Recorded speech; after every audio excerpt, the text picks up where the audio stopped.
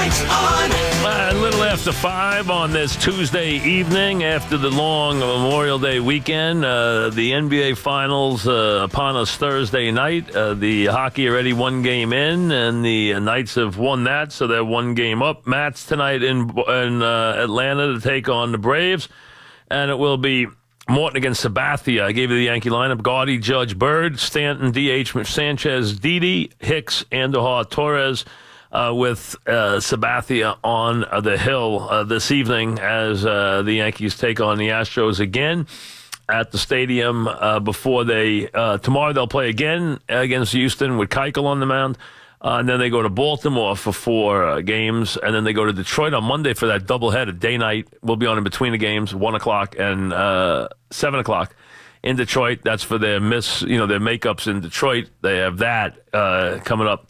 And then, of course, looking ahead, the 8th, 9th, and 10th, the Mets and Yankees will tangle at Citi Field. Those will all be night games, Friday night, Saturday night, Sunday night. That's the same weekend as the Belmont Stakes. Casey in High Point. What's up, Casey?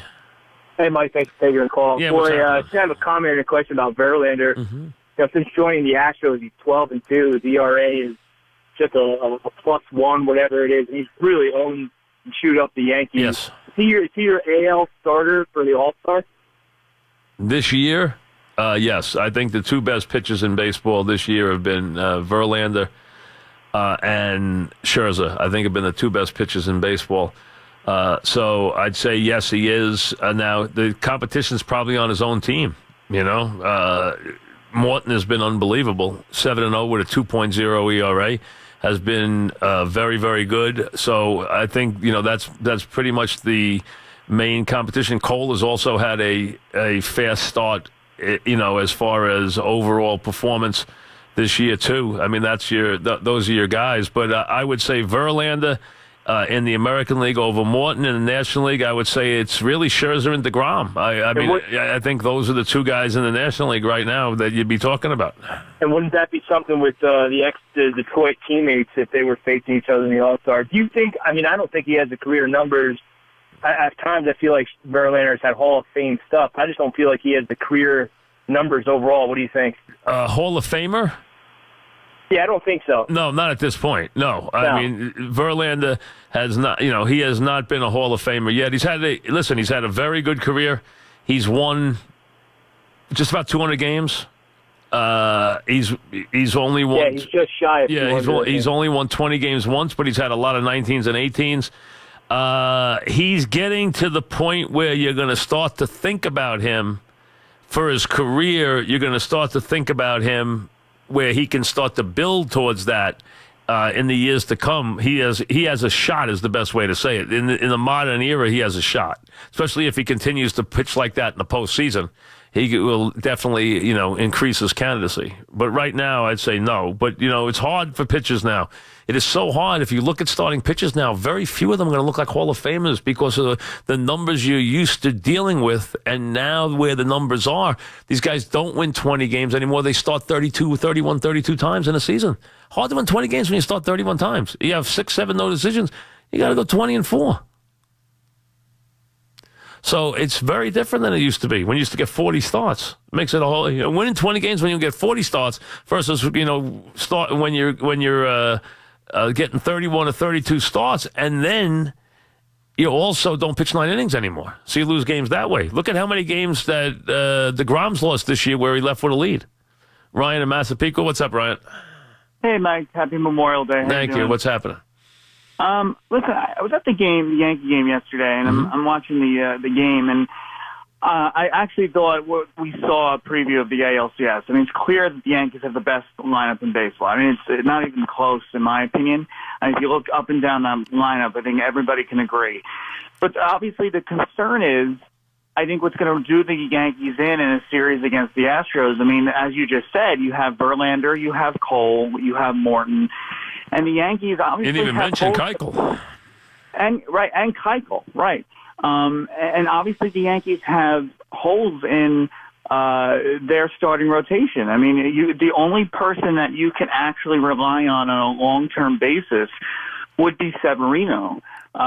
everybody else in that rotation is, I don't think, reliable long term. Well, Tanaka showed you enough that if he's healthy, you have no reason to believe he can't pitch you a good game in the postseason. He's done that. So, I mean, he could. Last year he pitched really wonderfully in the postseason. Yeah, no, it's true, but I mean, consistently. No, listen, not where you're talking on a level with Verlander. No, I mean, that's that's the way it is. You don't have those guys. Absolutely. Now, is Morton a guy who's pitched like last year and this year, or is he going to come back to earth? That's a big question because Morton right now is pitching like an ace, also. 100%. I mean, and I do think Morton's going to be the type of guy where I think he will plateau eventually, but I think. It's just a shame. I'm looking at the situation, and I know it's not going to happen, but you're looking at the Mets and the Yankees where I think they could really help each other. I totally agree, but very hard, very, very hard. And I think you can understand why, is that the team, if one side gets the best of another one in a big trade, so let's say the Mets dealt the Yankees a guy who becomes a superstar, or the Mets, deal the Yankees a guy who becomes the star of the year and wins everything. He pitches a no-hitter, and then he pitches them to the championship and everything. It's too much for them to deal with to have the guy staring them in the face. Plus, they don't like each other. Add all that in and all the things I just mentioned, and it makes it very difficult for them to pull a trigger on a trade, which is why it does not happen. There's not a lot of love lost between the two teams. Mike in Clifton, what's up, Mike? Hey, Mike, how are you, man? What's happening? It's so good to have you back, Mike. Thank you. Appreciate it. At this point, I'm just a ticked-off Met fan. From my understanding, Alderson was brought here. We knew the budget he was going to have to deal with. We knew that. But I was sold on rebuilding the farm and signing, quote-unquote, some bargain basement free agents. Mike, since 2010, I can't think of one move that this guy has made that I've been, not even blown away with, Mike.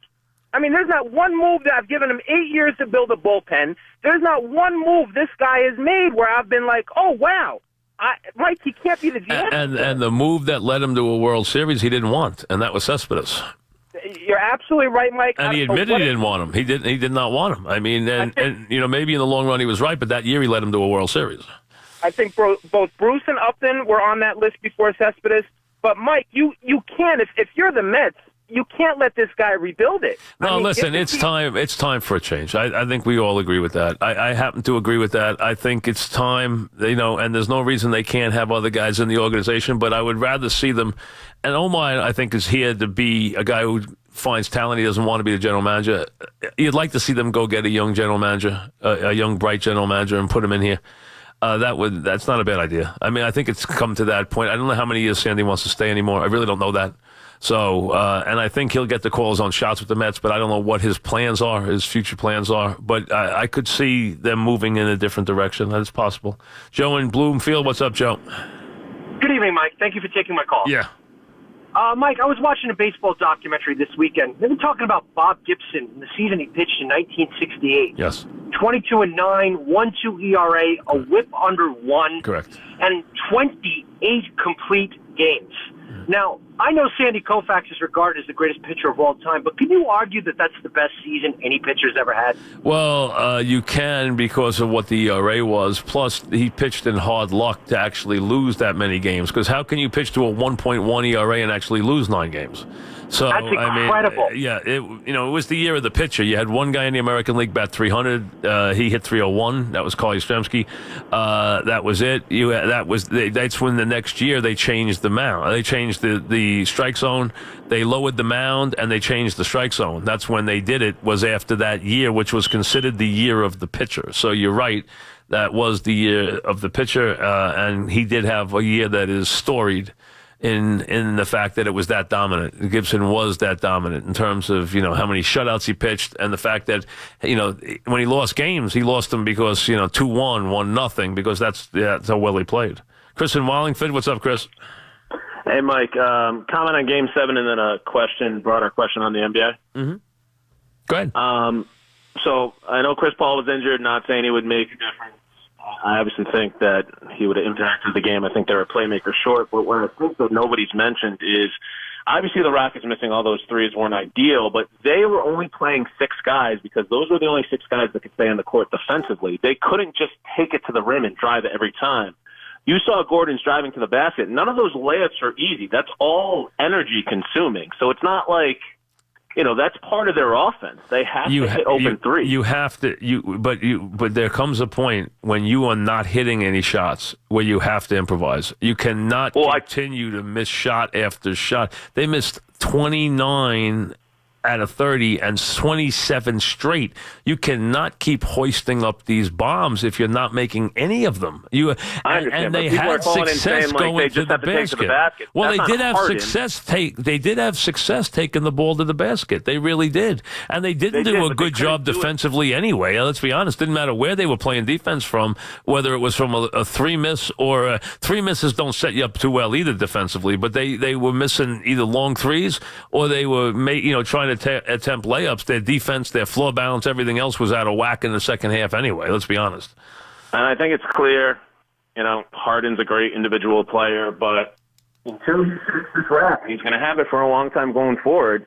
He's not a big game guy. All this one-on-one stuff that we saw all year, that he's probably going to win the MVP. He's one of the most offensively talented guys in the league, but in the big games, this has been a reoccurring theme over his career. He just not disappears, but he just doesn't get it done. Well, he doesn't want to. He doesn't want to take the shot. Obviously, in the big games, that's obvious. And number 2, he does disappear. He is number 1 a better passer than he is a shooter. Anyway, he's a tough penetrator. Obviously, he's got some creative stuff with Capella in the pick and roll. Very creative, but he's not a consistent shooter. He's an unorthodox shooter to begin with. He is not a consistent shooter. All shooters have their rhythm and listen, Curry, Thompson, they are all-time great shooters. They're great shooters. They're great shooters. And Thompson is a catch-and-shoot guy, and Curry is a guy who can basically get it for himself whenever he wants. He is able to stop and do it, and also just create his own space and do it. And when Curry's on, he is lethal. Now, Curry's game is Curry. They apologize for way too much. He's the golden guy because he gets no criticism no matter how badly he plays. Harden gets a lot of criticism. They all get criticism. Curry gets none. And then if he hits a couple shots where he won the game, I mean, let's be honest. They're pretty pro. Mike, Durant is an incredible scorer though, and impossible with that length to stop. I mean, you talk about unstoppable in this league. Durant is unstoppable offensively. How can you stop a guy who can shoot like that? I mean, and he's 7 foot tall. I mean, he's 6'11" with long arms. You can't stop him. Yeah, I'm 31. I haven't seen an offensive player that can do what he does. Durant is the second best. Durant is the only player who can line up on this court in this league and actually have a go at LeBron. He actually can because he's gotten better defensively, and he just creates so many problems of his own on offense. He's the second best player by a wide margin. I don't think there's any question. He's not LeBron James. He doesn't have LeBron James's overall versatility or strength or anything else, but he is the second best player in the league. There's no question. And they have guys, let's be honest, who give LeBron trouble because Iguodala's a good defender. Green's a good defender. You can switch Durant on him for a while, so you got 3 different guys who can tire him out. That's a lot. Yeah, the series is going to be the final game. A disaster. But this league's, how about this though, and Mike? Yeah. The last 4 teams and kind of the way the league's going, and you look in the NFL and they really devalued, let's say, the middle linebacker and running backs. How about in the NBA? From a Knicks perspective, I don't want a center. They got this DeAndre Ayton guy. They got Mo Bamba, both going to be top 5 picks. Why would you draft a center? This is clearly a wing dominant. I want wings. I don't need a 7-foot guy that won't be able to switch out on any of these guards. The way the game is played now. The way the game is played now. The guy has got to be a lethal offensive player for you to keep him on the floor, because otherwise he's a detriment. Because you can go small on him. Now you've got to learn. They've got to be able to switch out as centers. Yeah. They've got to be able to switch out and at least be formidable at the 3 line, like Capella is. Or make someone have to go inside. Make somebody actually have to play him. Where he's causing. They've got to be able to destroy somebody in the block. So that he can draw where he can score 8 or 9 straight trips. Okay, like a perfect example. When Cleveland went to the lineup without Thompson, Horford scored every time.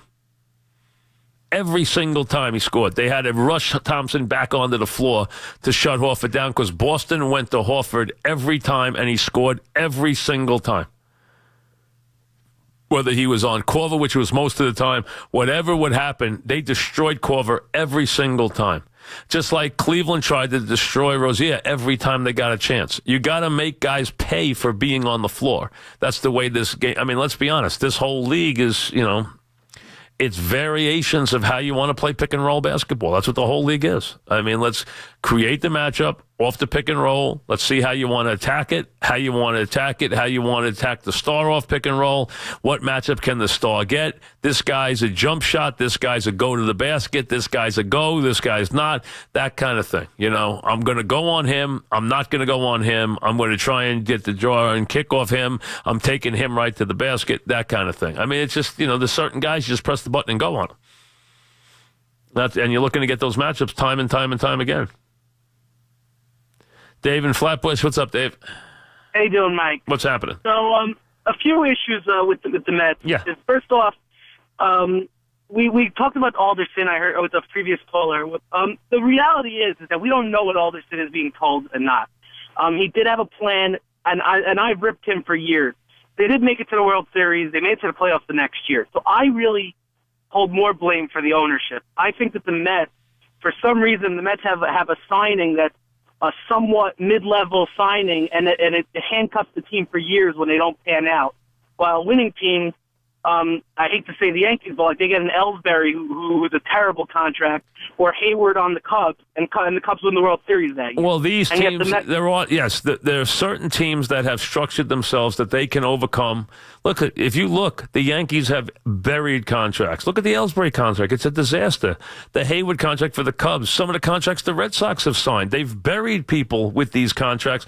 They're able to overcome that because of what they do. I mean, that and the way they utilize their roster. The Mets cannot overcome. First of all, they don't want to pay somebody that, but they can't overcome that. And the Mets have got to hit. The way they've structured this, they have to hit on their mid-level guys. They have to hit on that $8 million pitcher. This year it's Vargas. They didn't hit on it. They have to hit on that $10 million free agent pickup. They have to hit on it. If they don't have enough players. Plus, they're just so unlucky. I mean, it's always something. They're just so unlucky. Everybody finds their way to the DL, and nobody ever seems to come back. Back after this.